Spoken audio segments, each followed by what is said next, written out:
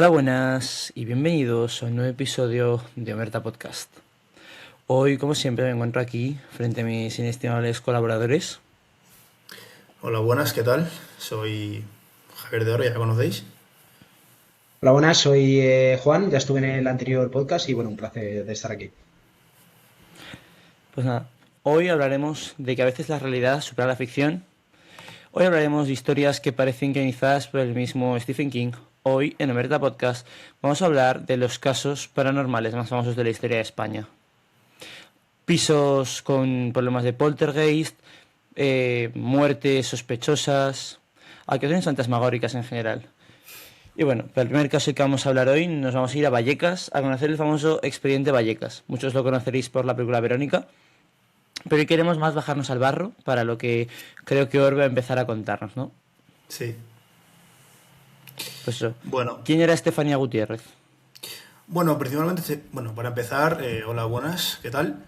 Y Estefanía Gutiérrez es principalmente una chica de 18 años del barrio madrileño de Vallecas. Su familia era una familia de clase normal, de clase trabajadora. Su padre se llama Máximo y su madre Concepción y tenían en total seis hijos. Estefanía era considerada una chica normal para su edad, un estudiante normal, alguien que salía con sus amigas y que tenía unas preocupaciones típicas de su edad, pues como puede ser la mía, el Atlético de Madrid, sin más ni menos.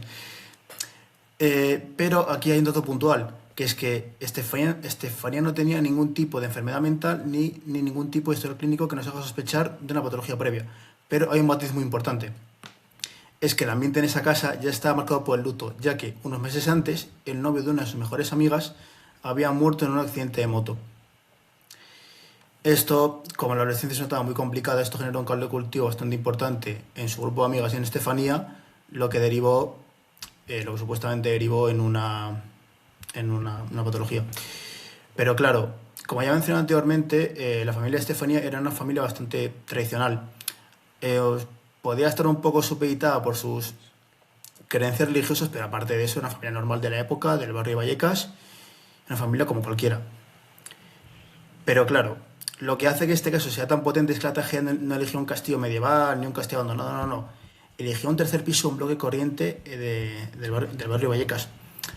Entonces, Estefanía era el nexo de unión de esa casa y cuando ya empezaba a cambiar, toda la familia se tambaleaba con ella. Esto quiere decir que, como mencionar, Estefanía era como el nexo de unión. Entonces, cualquier cosa que afectaba a la familia, ella se veía afectada y viceversa. Pues bien, Javi, ya creo que la introducción está bien hecha, pero si puedes ver, pasa a hablarnos del caso en concreto. O sea, ¿por qué se hizo famosa Estefanía?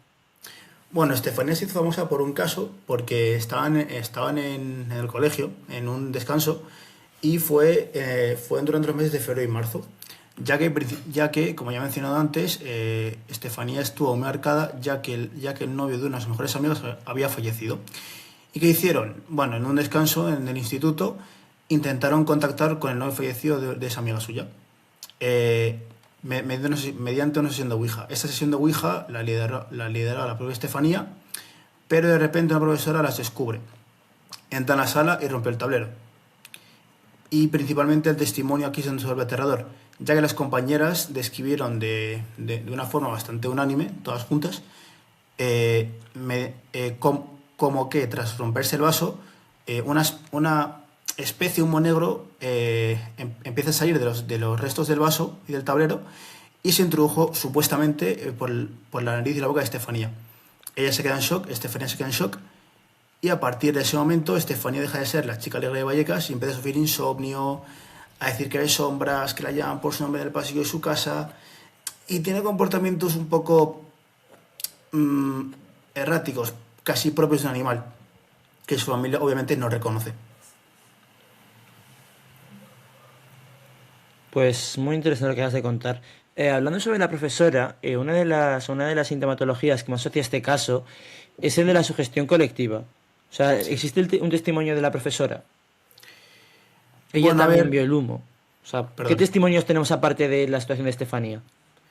Bueno, a ver, el único testimonio que tenemos es el testimonio propio de las amigas de Estefanía, ya que principalmente ellas son las que estuvieron ahí, la profesora solo ve el tablero roto.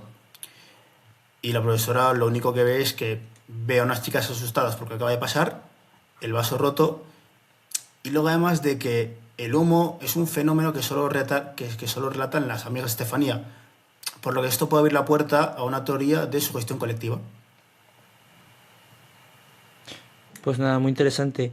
Y después de eso, supongo que después de este episodio, Estefanía debe acabar en el hospital, ¿no? O sea, cómo poco a poco este suceso que parece mágico lo ven los profesionales.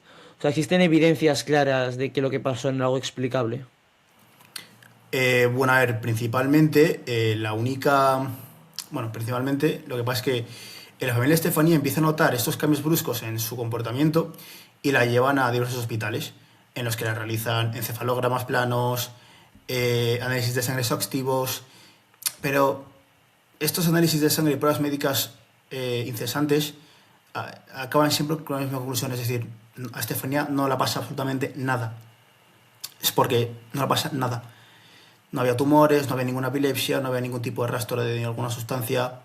Sin embargo, esta aparente normalidad se trasladaba hacia su casa, ya que en su casa la realidad era completamente distinta, era una pesadilla, ya que Estefanía escribía sombras, unos supuestos seres que caminaban por el pasillo y aparte entraban en estados de rigidez total, lo que los forenses llamarían después unos ataques súbitos, y sus padres estaban muy desesperados porque veían a la hija muy...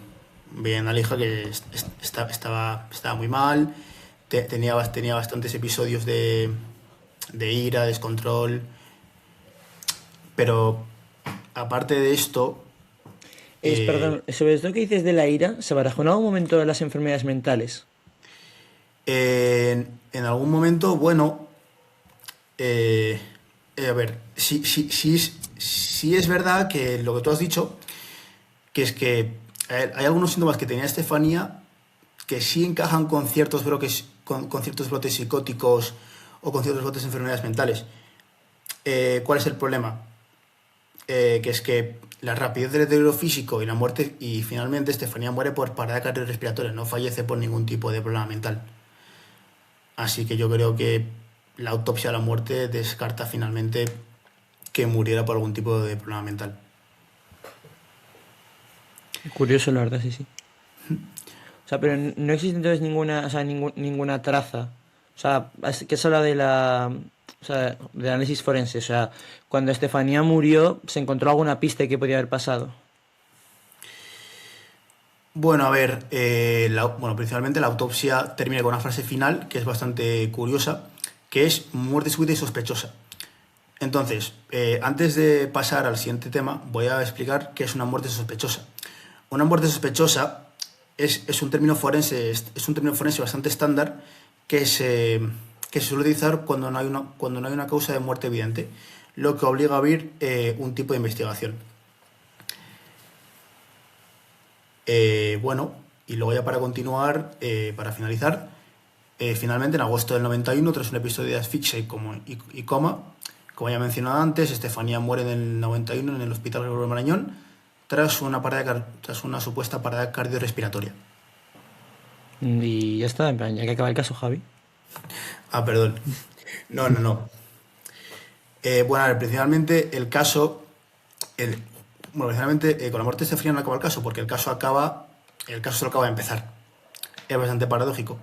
Bueno, principalmente principalmente es la prensa de los 90. La prensa de los 90 es el principal combustible que convirtió una tragedia familiar en un incendio nacional. Hay programas muy conocidos como Misterios sin resolver o las crónicas de la época. El programa Misterios sin resolver fue bastante conocido con el caso Alcácer, que lo trataremos en episodios futuros. Entonces, estas supuestas crónicas de la época, como las que acabo de relatar, llevaron cámaras al piso de Vallecas, entrevistando a los padres y, en cierto modo, congelaron el dolor de esa familia en el tiempo. Bueno, aparte de esto, una película muy famosa que ya mencionó antes mi compañero es la película Verónica. La película Verónica es un supuesto homenaje al género, pero la película tiene algún tinte místico, algún tinte terrorífico que no tiene nada que ver con lo que pasa en la realidad. Como por ejemplo posesiones demoníacas o ataques físicos directos. Lo que ocurrió en esa calle, en la calle del barrio de Vallecas, fue mucho más psicológico, más que aterrador. por lo que al final nos queda la duda si la familia empezó a ver más cosas de las que ocurrían debido a la... Vale, pero antes de seguir con la tragedia familiar, Javi, sí. en este caso hay una cosa muy famosa que es el tema de los policías. O sea, Sí. creo que no lo has tocado, pero creo que antes de empezar a hablar sobre la prensa, también sería interesante visitarlo. O sea, para ponerte sin a ti un poco en contexto, ¿sabes a qué me refiero? Son las Sí. razones por las que el caso se hizo famoso, ¿no? Fue porque tras la muerte unos policías van a la casa donde está la familia aterrorizada Ujú. y, o sea, ellos también hacen un informe, ¿no? Que es lo que Sí. luego salió mucho en la prensa sobre el tema. O sea, ¿qué información tienes sobre eso? Bueno, principalmente hay una noche que es que hay una noche que es la noche del noviembre del 92, que lo que sucede es que esa noche se convierte en el corazón del expediente Vallecas, ya que el inspector José Pedro Negrí y entonces agentes llegan al piso tras una llamada de auxilio de la familia, que estaba en la calle, porque los crucifijos se movían, había supuestos sucesos paranormales que estaban fuera de toda lógica. Y la familia está bajo la lluvia, por lo que obviamente no se atrevían a entrar dentro de la casa. Lo que hace el caso único es que es el testimonio policial que redactaron después los policías, ya que, ya que los agentes, personas curtidas que estaban curtidas en el crimen, describen un documento oficial situaciones que no supieron explicar, ya que hablan de una puerta de un armario perfectamente cerrada, que se abre de forma violenta y que casi golpea a los agentes. Aparte de esto, describen un crucifijo que, tras ser colgado, aparece arrancado y dado la vuelta. Pero lo más impactante es un póster famoso, en el cual es un póster que está en la habitación de la niña, de Estefanía, que según el informe empieza a rasgarse por sí solo por una fuerza invisible, como si unas garras lo recorrían de arriba abajo. El inspector Negri llega a decir que empieza a sentir un frío que no era natural, sino que era algo más sobrenatural. Y un mueble pesado se desplazó unos cuantos centímetros sin que nadie lo tocara. Y aparte de que no estamos, como dice el propio inspector, no estamos hablando de un cuento de campamento, estamos hablando de un inspector jefe firmando un papel oficial donde admite que lo que vio allí dentro desafía totalmente la lógica. Sobre el tema del informe, me salió ahora a preguntarte, o sea, ¿qué crees que ayuda más a alimentar el caso? ¿La prensa o la policía? O sea, ¿crees que aunque la policía hubiese firmado este informe, si la prensa luego no hubiese dado bombo al caso, hoy nos acordaríamos de él? A ver, eh, yo creo que obviamente la prensa tiene algo que ver en darle bombo al caso, pero digo, la policía, como ya he dicho antes, es una policía bastante curtida, que estaba bastante curtida en tema de crímenes, asesinatos y cualquier tipo de cosas parecidas, pero es que, como ya he mencionado, estos agentes sean profesionales y debían mantener la calma para que así la histeria colectiva no se desatara. De hecho, ¿crees que quizás fue una mala idea de la policía afirmar que había sucesos inexplicables en aquel piso? Sí, sí, rotundamente. Principalmente porque el informe policial que redacta la policía en los años 90 es, bueno, es un informe que puede aumentar la histeria, más que nada porque hay sucesos inexplicables, pero antes vamos a hacer un poco en contexto, ya que estamos en los años 90 y es una época hay redes nocturnas, programas de misterio, como he mencionado anteriormente. Estos programas, junto con la prensa y junto con el informe de la policía que redacta estos hechos, pueden ayudar a aumentar la histeria colectiva y a suponer que estos casos pudieran aumentar más. Pues yo creo que ya para cerrar, ¿no? La gran pregunta. ¿Tú crees que realmente pasó algo en Vallecas o que es todo un episodio de histeria colectiva que, como decías, fue amplificado por los medios para ganar dinero? A ver, mi teoría no, es que nosotros no estuvimos ahí. Entonces, como no estuvimos ahí, obviamente no podemos saber lo que pasó, pero hay que fijarse en Muy el, cierto. en el informe de la policía. Entonces, el informe de la policía redacta cosas inexplicables que nosotros no podemos comprender. Yo creo que habrá que querérselo. O sea, más que nada, o sea, por suposición Bueno, o pero no, la policía no dijo que hubiese fantasmas en aquel piso. Dijo que no, había sucesos inexplicables. exacto. Esos sucesos inexplicables pueden derivar en que la gente, en que la gente crea que haya fantasmas o que haya o que por ejemplo esa casa esté maldita. Entonces, yo creo que yo creo que sí. O sea, que la prensa, que yo creo que sinceramente sí pasó algo en Vallecas. A ver, mójate y dilo. ¿Tú crees que hubo fantasmas en Vallecas? ¿Tú crees que ella fue poseída? Yo creo que fue poseída, sí. Bien, ya está. Es una opinión, pero que nada más que alegar. Está. Pues nada, creo que con esto saltamos, ¿no?, de Vallecas a Cáceres, nos vamos con lanzas y voy a situar un poco. Pues nada, pasamos al 96, ¿no? Estamos en una ciudad donde las calles empedradas reina el silencio. Pero en un pequeño piso de la calle Ribera de Marco, el silencio se rompe. Esta vez es curioso porque a diferencia, ¿no?, del caso de Estefanía, no hubo rituales ni ouijas ni nada que nos pudiese relacionar esta situación con un caso pues de esoterismo, de apariciones fantasmales o de posesión. Pero curiosamente, poco a poco, bueno, nos contaron lanzas, poco a poco empezaron a suceder una serie de poltergeists que pues también llamaron mucho la atención de la prensa y acabaron haciéndose bastante famosos en nuestro país, ¿no? Así que nada, con esto te dejo, en esta calle de Ribera del Marco. Pues bueno, voy a empezar a modo de introducción, si nos importa, explicando primero qué es un poltergeist para situar a la gente y que pueda comprender qué es este fenómeno paranormal. Y es que un poltergeist, si buscamos una definición exacta, podemos concluir que es un tipo de fenómeno paranormal caracterizado por ruidos, movimientos de objetos o perturbaciones físicas inexplicables, como golpes, pasos o cosas que se desplazan solas, que no tienen ningún tipo de explicación formal o de explicación técnica. La palabra poltergeist proviene del alemán, que es espíritu ruidoso, y a diferencia de los fantasmas tradicionales, de las apariciones o que hay miles de casos así, se cree que los poltergeists interactúan de forma más activa en el entorno físico y a veces de manera caótica o agresiva. Es decir, tienen un elemento mucho más violento que una aparición de un fantasma, de lo que podemos llamar un ente, a una persona. Así que bueno, pues empezaré con el caso. Y bueno, primero hablando de este caso, lo más inquietante de este caso que a mí me ha parecido es precisamente la normalidad. La normalidad, porque si nosotros vemos casos de poltergeist famosos como pueden pasar en los Estados Unidos, son casos que han tenido una repercusión mediática enorme, con millones de documentales, películas, de todo, y que sobre todo se caracterizaban por esa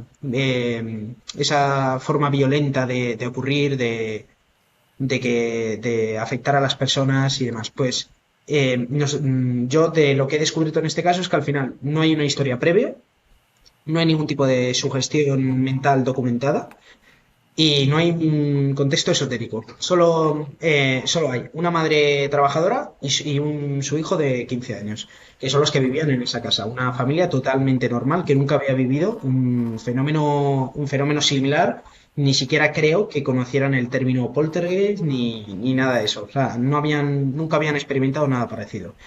Y al final todo empieza con algo tan cotidiano como son unos golpes. Unos golpes que, bueno, que al final dentro de lo que cabe, cualquiera lo podemos escuchar porque vienen de cualquier parte de la casa, de que una ventana se ha dado un golpe por el viento, lo que sea. Pero en este caso eran golpes secos, precisos, como si fueran, de hecho, en uno de los casos, la madre documenta como parecía unos nudillos golpeando desde dentro de la pared. Claro, eso lo escuchas de primera vez y te alarmas, porque no crees que sea algo normal. Y al principio la explicación que dieron pues es lógica, la que puede dar cualquier persona que escucha un ruido parecido, que son los vecinos, o las tuberías, o las dilataciones del edificio. Vale, hay que situarse que ellos viven en un edificio, en un apartamento, y bueno, evidentemente cuando tú vives en un edificio rodeado de personas es normal escuchar ruidos porque, bueno, pues puede ser el vecino haciendo cualquier cosa y demás. Sí, pero lanzas, justamente más, es una de las cosas que a mí me saca Sí. mucho ese tipo de poltergeist. O sea, lo que me hace pensar que realmente todo esto tiene que ser falso. O sea, si hubo golpes, o sea, si ellos realmente sentían golpes, o sea, nadie lo escuchó, era una cosa aislada en la que casualmente el golpe solo lo escuchas tú. O sea, igual que le pregunté antes a Javi, ¿no? Sobre la profesora, o sea, existen más testimonios aparte de la madre y su Sí. hijo. Pues mira, aparte de evidentemente a los que habitaban en esa casa, se le preguntaron a los vecinos, porque evidentemente, bueno, tú vives en un apartamento, si ocurre un suceso similar, lo primero que haces es preguntar a los vecinos, a la gente que vive alrededor. Y algunos de los vecinos lo que ellos decían es que escuchaban esos ruidos pero de forma distinta, no evidentemente de forma tan presente como lo escuchaban la madre y el hijo de 15 años, sino que algunos de los vecinos documentan que oían pues ruidos sordos, lejanos, sin un patrón establecido. Lo típico de, a lo mejor, cuando en el piso de abajo alguien golpea muy fuertemente una puerta, pues el vecino lo escucha, pero muy, muy bajo, con nada para alarmarse. O sea, no es nada comparable a la intensidad dentro del piso donde ocurrían los sucesos. Y eso es clave para entender este fenómeno, ya que los poltergeist generalmente no es un fenómeno estructural, sino que es un fenómeno localizado, que es lo más importante de todo. No es porque si hubiera sido un fenómeno estructural en todo el edificio, sigue siendo alarmante, pero para las personas que habitan dentro, es como que, vale, dices, bueno, si pasa en todo el edificio, le pasa a todo el mundo, no solo me pasa a mí, pero al ser un fenómeno localizado, un fenómeno singular que solo pasa en una casa, es para realmente alarmarse porque está literalmente anclado a una vivienda. Y, por ejemplo, en ese intento, igual que en el caso de Vallecas, se contactaron médicos. O sea, aquí no se buscó ningún tipo de, o sea, de asesoría externa. No vino la policía, no hubo fontaneros. O sea, mi miedo es Sí, que este caso, siempre que lo escucho, tengo la sensación de que podría haber sido algo que se inventó la familia. O sea, que no hay ninguna. No hay, o sea, es que me va a ser la auditoría, pero no es una auditoría. O sea, nadie revisó que eso ocurriera. Se confió simplemente en el testimonio. no, claro, a ver, la familia llamó a la policía, llamó a unos agentes porque al ocurrir tan seguidamente unos sucesos como estos, al final acabas llamando a alguien para que, bueno, pues digamos experimente o verifique que lo que está ocurriendo es algo que realmente ocurre porque claro, si imagínate que llegan a venir los policías y no escuchan nada, pues al final caes en el tema de la sugestión, que dices, pues me estoy sugestionando por cualquier tema. Pero claro, aquí es donde donde el caso, perdón, deja de ser doméstico y ya pasa a la historia. ¿Por qué? Porque los agentes llaman a los agentes y los agentes llegan esperando pues o una discusión vecinal o un episodio de nerviosismo, porque claro, cuando a ti te llaman, imagínate que eres un agente de policía, te llaman diciendo que, pues que hay sucesos inexplicables en tu casa o que escuchas ruidos que no deberían estar ahí, lo primero que piensas es o sugestión o que está loco directamente o un episodio de nerviosismo. Pero cuando llegan a la vivienda y lo que les encuentra, o sea, lo que encuentran, les obligan a redactar uno de los informes más extraños de la policía española en este tipo de casos inexplicables. Lo primero que hace la policía al llegar, cuando ya ha pasado ya han estado en la vivienda, es descartar el fraude. Porque sí que es cierto que en muchos casos donde ha llamado a alguien diciendo que pues que hay, o bueno, no fantasmas, pero hay ruidos o cosas inexplicables que están pasando y tal, una de las primeras cosas que eligen, que ponen es el fraude, ya que bueno, pues mucha gente puede llamar pues lo típico para conseguir a lo mejor rédito público, que la gente que le hagan algún tipo de vídeo de tal para publicitarlo. Pero lo primero que hicieron fue descartar el fraude. Hicieron lo que siempre se hace en este tipo de casos, que son pues cerrar ventanas, revisar habitaciones, comprobar muebles y sobre todo comprobar que no haya nadie más, porque claro, lo que también puede pasar es que haya alguien colaborando con ellos, haciendo los ruidos para que darle más vericidad al caso, ¿no? Y entonces, después de comprobarlo todo, ocurre el suceso. Entonces empiezan los agentes bueno, los agentes en el informe más tarde documentan cómo los golpes empiezan mientras ellos están dentro, es decir, entran y empiezan a escuchar golpes, que uno de los agentes lo describió como golpes fuertes, secos y sin un origen visible. Pero lo más impactante para ellos no fue el sonido, sino que fue el movimiento. Y esta es una palabra clave que hay que entender para este caso. Es uno de los movimientos, ya que uno de los agentes declaraba haber visto cómo una mesa se desplazaba sola. Porque si es un ruido, vale, sigue siendo raro, pero ya cuando ves un movimiento de algo, ahí es cuando alguien se empieza realmente a alarmar. Otro agente, por ejemplo, describe que una puerta se cerró violentamente sin ninguna intervención humana. También hablan de cambios de temperatura muy localizados, que esto también es una cosa muy típica en los casos paranormales que he visto en muchos vídeos, que es que mucha gente muchos testigos dicen que cuando hay algún ente o hay algo, ¿sabes? Algo hay ahí, es como que empiezan a notar una presión en el pecho, empiezan a notar cambios de temperatura. En una zona que está a lo mejor muy caliente o lo que sea, empieza a ponerse muy frío. Y eso es lo que realmente desconcierta a los agentes, ¿no? Muy interesante. Y todo esto que tú cuentas, ¿cómo acaba llegando hasta el documento que escriben? Bueno, pues los agentes cuando se percatan de esto, eh, al descartar el fraude, claro, dicen, tenemos que redactar un informe porque lo que está pasando no es normal. Ya que la mayor parte de los agentes que fueron experimentaron ese tipo de ruidos y de sucesos, al final llegan a una conclusión de que algo está pasando ahí. Es decir, no hay una intervención humana o alguien que está haciendo esos ruidos. Y por lo tanto les lleva a redactar un informe donde describen todo eso. Y ese informe, o sea, a día de hoy es público. No he verificado específicamente si el informe es público, pero la verdad es que no, o sea, no tengo la respuesta para ello. No sé si alguien lo puede buscar ahora, si lo puedes buscar ahora Yo lo busco mientras hablas, tranquilo. Vale, genial. Pero eso sí que básicamente el informe, la causa de que redactaran el informe es eso, es descartar el fraude y ver que lo que está pasando ahí no es normal, no es que hay una intervención humana, no se trata ni de una broma, ni nada establecido, ni nada. Así que ahora a ver si vemos si el informe está público. Bueno, sí, o sea, he encontrado que el informe está público, no encuentro el informe, pero bueno, sí, se puede buscar. Vale, Y vale. y supongo, lo que sí que supongo es que es pública la identidad de los agentes. Entonces, como decía, ahora sabemos de cómo acabó o sea, cómo acabó escalando este caso. O sea, cuál fue la mecha que hizo que esto pasase de un poltergeist, o sea, doméstico a un Sí, caso mediático.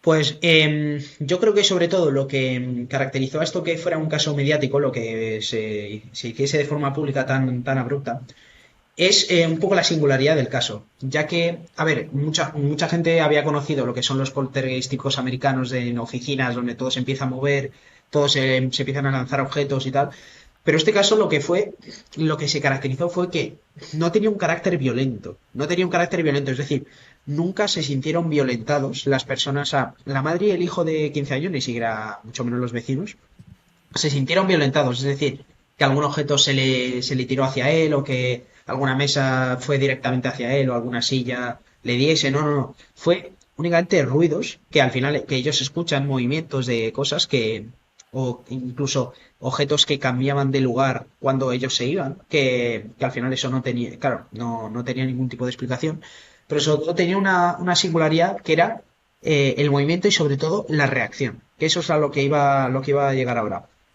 que es que la madre un día, por ejemplo, está en el baño y escucha unos ruidos en los azulejos. Y entonces, claro, dice, esto, o sea, esto no puede ser, esto no puede ser una sugestión mía. Y entonces lo que hizo para probar fue dar un par de palmaditas. Es decir, ocurría un golpe y ella daba un par de palmaditas o de golpes. Y entonces volvía otro golpe. Claro, es decir, que los objetos o los ruidos reaccionaban a los golpes que hacía la madre o el hijo. Claro, eso es la cosa que realmente hizo que ya la madre y el hijo realmente se alarmaran y llamaran a los agentes. Porque, bueno, al principio los ruidos, vale, bueno, son ruidos, vale, los pueden más o menos explicar dentro de lo que cabe, pero claro, cuando llega el momento en el que la madre hace un ruido y ese ruido es como que responde, vuelve a ocurrir un ruido de esos, es cuando ya realmente se percatan de que hay algo que no se puede explicar, que es un problema y que necesitan ayuda externa. Y yo creo que eso es, ya concluyendo esta pregunta, yo creo que es más que nada la singularidad del caso y dónde se produce, porque se produce en Cáceres, en una zona donde nunca había ocurrido nada similar, en un edificio donde nunca había ocurrido ningún suceso paranormal ni ningún poltergeist, y que de repente empieza a ocurrir esto porque, claro, la madre y el hijo no habían llegado directamente a ese apartamento, es decir, ya habían estado viviendo un tiempo en ese apartamento y nunca habían escuchado nada hasta que un día empieza. Entonces, eso es lo que realmente les acaba alarmando. Muy interesante. Es que leyendo aquí la documentación para lo que me has dicho de si el informe es público, leí un dato que me parece muy interesante remarcar y es nos puedes contar un poco sobre él. Y es que el 80% de todos los casos de poltergeist registrados están relacionados con adolescentes, o al menos testigos eran adolescentes. ¿Tú crees que existe alguna relación entre, vamos a decir, la psicología prematura que puede tener un adolescente y ese tipo de episodios, ¿no? Que se podría decir que son problemas de histeria colectiva o de alucinaciones? Sí, O sea, ¿crees que esto es una pues, casualidad? ¿Que es una cosa esotérica de que los niños se relacionan más rápido con la espiritualidad? ¿O que sí que puede ser algo más psicológico? pues mira, esto es un fenómeno paranormal que, bueno, o sea, un fenómeno paranormal, un fenómeno psicológico que ha estudiado la psicología durante años, desde que ocurren este tipo de sucesos paranormales a nivel más mediático. Y es que los jóvenes, como tú decías, son más susceptibles de escuchar este tipo de ruidos inexplicables, este tipo de sucesos, más que las personas mayores. Y es que los niños tienen una, ¿cómo decirlo? Una capacidad cinética de escuchar estos ruidos, ya que se ha demostrado que el tema bueno, que todo este tema de los sucesos paranormales están muy estrictamente relacionados a la histeria y el enfado. Y es que el joven de 15 años, como testigo, redacta que cuando él estaba en momentos de mayor enfado o de mayor enfado, que tenía unas emociones muy negativas, es cuando ocurrían los golpes y cuando ocurrían los sucesos inexplicables. Entonces, esto es algo que sucede de manera muy habitual en los poltergeists, y es que en momentos donde hay una energía muy negativa, donde hay un momento de enfado, algo de mucha más negatividad, es cuando ocurren estos sucesos. Y los jóvenes, al final, son también en este aspecto mucho más enérgicos que las personas mayores. En algunos casos pueden llegar a enfadarse más, a lo mejor se enfadan más rápido, de manera más habitual, y esto es lo que provoca que los jóvenes sean más susceptibles de ver este tipo de casos, este tipo de sucesos de manera más frecuente. Pues todo esto es muy interesante, ¿no? Pero ya para ir poco cerrando, cuéntanos, ¿cómo acaba este caso? Finalmente llega la policía, hacen el informe, queda oficialmente datado que Ahorrado está basando en ese piso, y a partir de ahí, ¿qué pasa? Se caen en el piso, se van, se les pone incluso a lo mejor un dispositivo de vigilancia. Pues nada, la madre y el hijo se quedaron en el piso porque al final el informe no fue concluyente, ya que pues hubieron invitados de estos expertos o investigadores de temas paranormales, de sucesos paranormales, que lo estamos viendo ahora muchos documentales de personas o youtubers, de personas que investigan este tipo de sucesos paranormales. Hubo muchos invitados que fueron a investigar esa casa, pero nada, no hubo nada concluyente, no se pudo explicar la razón del por qué, o sea, escuchaban esos ruidos, pero nunca pudieron descubrir el qué había detrás de esos ruidos. Y hoy, bueno, a día de hoy, pues el piso es completamente normal, como si nada hubiera ocurrido. Y de hecho, bueno, eso, o sea, a día de hoy ya no se escuchan en ese piso, ya no se escuchan ni los ruidos ni los sucesos. Entonces, claro, al final nos preguntamos si la madre y el hijo tuvieron algo que ver con que ocurrieran esos ruidos, o por qué de un día para otro dejaron de suceder. Es decir, un día empezaron y un día terminaron. Entonces, esa es un poco la incertidumbre que tenemos a día de hoy de qué realmente pasó en ese piso, ¿no? Pero eso, que en relación a tu pregunta, la madre y el hijo siguieron viviendo en ese piso porque no se pudo concluir nada. Es decir, la policía redactaron el informe, pero claro, ¿qué se hace ante ese informe? Al final no se puede hacer nada porque no hay ningún tipo, al menos en el Código Penal, claro, que redacte Sí, que un se poltergeist no está estandarizado, ¿no? no, claro, claro, un poltergeist no está estandarizado, claro que no hay ningún artículo del Código Penal que diga que si hay un fantasma tal que hay que irse obligatoriamente de esa casa, no. Al final la policía le dijo que le dijo a la madre y al hijo que no pueden hacer nada, que al final es un suceso aislado y que no se puede hacer nada en relación a eso. Pero bueno, terminando, a día de hoy esa casa es un piso completamente normal, sigue estando de pie, con inquilinos y como si nada hubiera ocurrido. Bueno, pues yo creo que para hacerla es la pregunta que lo ha hecho Javi, nos parece muy, muy pertinente, ¿no? Más sabiendo esto que cuentas, de que parece como que el suceso estaba casualmente asociado al hijo. Se digo casualmente porque es verdad que, bueno, podemos suponer que fue un fraude, que no lo fue, que fue un problema del hijo, pero, o sea, como que no es una cosa que se haya registrado más allá. ¿Tú crees que realmente pasó algo en ese piso de Cáceres? ¿O de nuevo Fíjate. existe una explicación que aunque no conozcamos es perfectamente lógica y racional? Pues yo creo, pues mira, yo creo que en ese, a ver, en ese piso de Cáceres, yo creo que un poco como ha empezado Javi, aunque al final acabaré mojándome, pero es como, no puedes al final, claro, porque esos sucesos ocurrieron hace bastantes años y nunca, y no existe ningún tipo de grabación, ningún tipo de ninguna prueba que pueda probar que realmente hay un ruido, que hubo algún movimiento. Entonces, mm, yo creo que sí. Yo me voy a mojar, yo creo que sí. Yo creo que sí existió. Yo creo que sí existieron ruidos. Yo creo que sí existió algún movimiento inexplicable. Más que nada por el hecho de que la madre y el hijo no tenían al final nada que ganar. Es decir, ¿a qué me refiero? No, ni les iban a dar dinero, porque, claro, en muchos casos de estos, al final, bueno, te mienten y te dicen que ha ocurrido esto para ganar un poco de dinero, un poco de fama. Pero en ese caso la madre y el hijo no tenían por qué ganar, ya te digo, era una familia completamente normal, sin ningún tipo de ánimo de ganar fama ni nada. Entonces, yo creo que la madre y el hijo, al no tener absolutamente nada que les diesen ni nada, ni creo que se metieran en un fregado tan grande, en una investigación tan grande para al final nada, concluir nada. Yo creo que sí experimentaron ese tipo de ruidos y que el caso del Portugués de Cáceres fue real. Pues muy interesante, y ya para mojarme, ¿no? Para quedar ya todos mojados. Sí.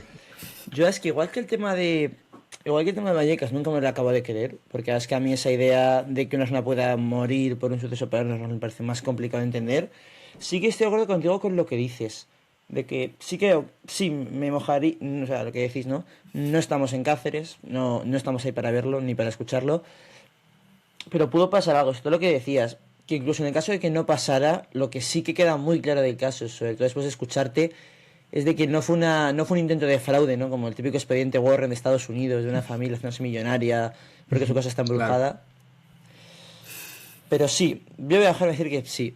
Que Vallecas no me lo creo, pero que Cáceres es el caso. Así que nada, si ninguno tenéis nada más que decir, simplemente, como siempre, un saludo a todos los espectadores. Os esperamos cuando subamos esto. Ya sabéis que el siguiente podcast es sobre la... Cambiamos bastante de tema, la verdad. Sí. Nos vamos de nuevo a la Giro geopolítica de 360, nuestros sí. orígenes, a la guerra de los Balcanes. Así que Tras nada, ha nos habido vemos por mucha ahí. Buen demanda. tema. Esperemos que hayáis disfrutado. Y si de repente, yo que sé, habéis sido testigos de un poltergeist, pues aquí estáis invitados a contarnos vuestra experiencia. Un placer. Nos escuchamos en el próximo episodio. Adiós.